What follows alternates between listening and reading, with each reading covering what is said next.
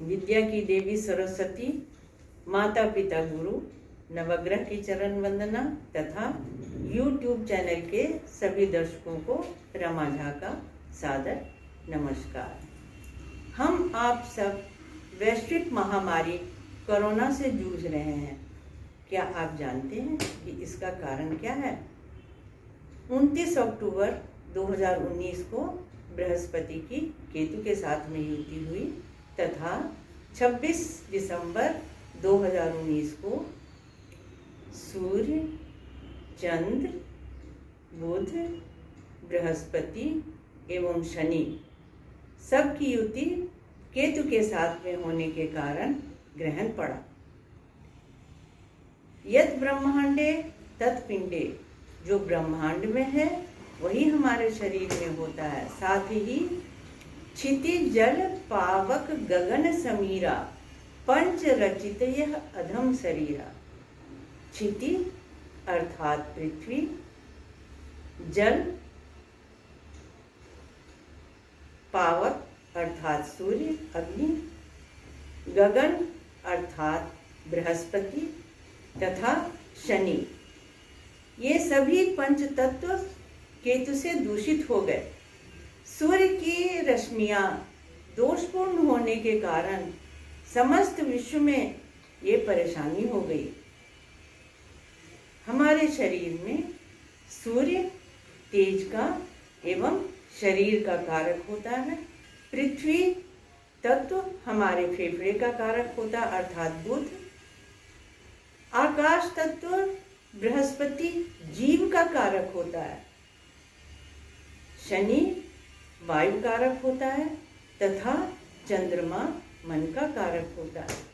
तो ये सभी पंचतत्व दूषित होने के कारण आदमी से आदमी को अलग करने लगा, जीव से जीव को अलग करने लगा तथा श्वास के कारण परेशानी होने लगी। शनि क्योंकि श्वास का कारण होता है, इस कारण समस्त पृथ्वी में ये बीमारी सूर्य की किरणों के कारण फैल गया। हम इस बात को ज्योतिष शास्त्र के माध्यम से ऐसे कह सकते हैं कि जो सूर्य उस समय 26 दिसंबर को अपने तेज से थोड़ा सा कम था क्योंकि वो चंद्रमा के नवमांश में था।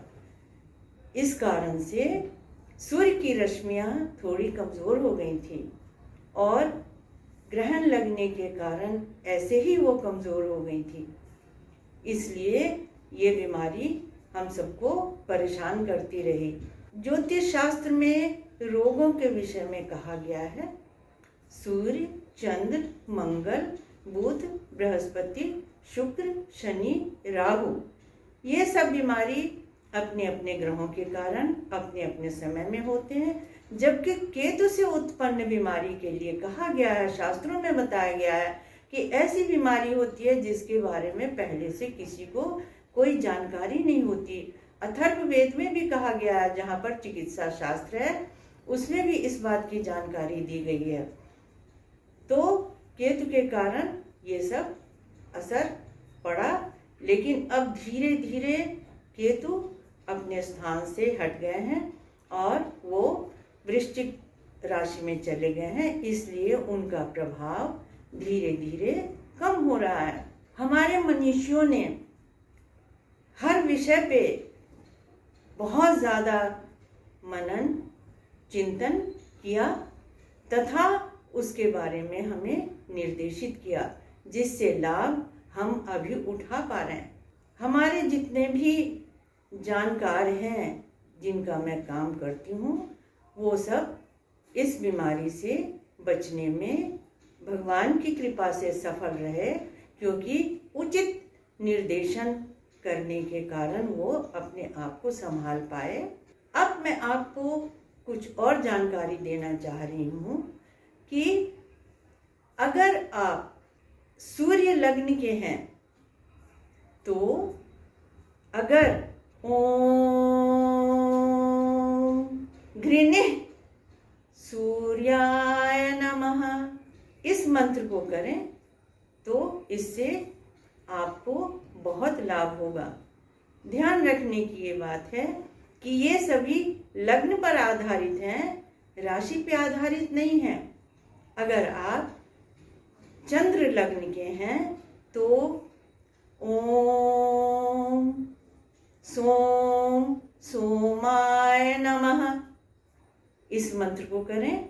अगर आप मिथुन या कन्या लग्न के हैं तो ओम बुम बुधाय नमः इस मंत्र को करें। अगर आप धनु या मीन लग्न के हैं तो ओम ब्रीम बृहस्पतये नमः। अगर आप मकर या कुंभ लग्न के हैं तो ओम शं शनिश्चराय नमः मंत्र का जाप करें। ये सभी मंत्र किसी कास्ट, क्रीड, रिलीजन के नहीं होते। ये सभी मंत्र शुद्ध वैज्ञानिक रूप से ऑक्सीजन को लेना तथा कार्बन डाइऑक्साइड को छोड़ना है। अभी आप इसका दुष्प्रभाव देखते हैं। 2 गज की दूरी अर्थात जीभ से जीभ अलग। मास्क क्यों जरूरी? क्योंकि शनि जो श्वास का कारक होता है वो दूषित हुआ है। आप अपनी सुरक्षा अवश्य करें, 2 गज की दूरी बनाए रखें तथा अपने आप को संतुलित करें, मन को शांत रखें। ये भी परेशानियां थोड़ी दिनों में खत्म हो जाएंगी। फिर भी मैं आपसे एक नम्र निवेदन करती हूँ कि बिना किसी अच्छे ज्योतिष के सलाह के आप इन मंत्रों को करना अगर उचित समझे तो ही करें। मैंने अपने अनुभव के आधार पर ये उपाय आपको बताए हैं जिससे कि मैं जिनका भी काम करती हूँ वो लाभान्वित हुए। सब मंत्र 108 बार उच्चारण सहित करें। मैं आप लोगों के अनुरोध पर वर्ष 2021 कैसा रहेगा इसके लिए जानकारी देने के लिए एक सीरीज प्रारंभ कर रही हूँ जिससे आप अपना अगला वर्ष सही तरीके से जान सकें तथा जो भी उपाय हो उसको अपना करके वर्ष शुभ कर सकें। आप इस वीडियो को देखें, सब्सक्राइब करें, लाइक करें और शेयर भी करें ताकि शुद्ध शास्त्रीय जानकारी आपको मिल रही है तो और आप इससे लाभ उठा सकते हैं। याद रहे, कोई भी प्रश्न व्यक्तिगत नहीं होने चाहिए। आप जो भी जानकारी चाहते हैं वो आप पूछ सकते हैं। कमेंट बॉक्स में लिखिए, मैं उसके विषय में आपको बताऊंगी। नमस्कार।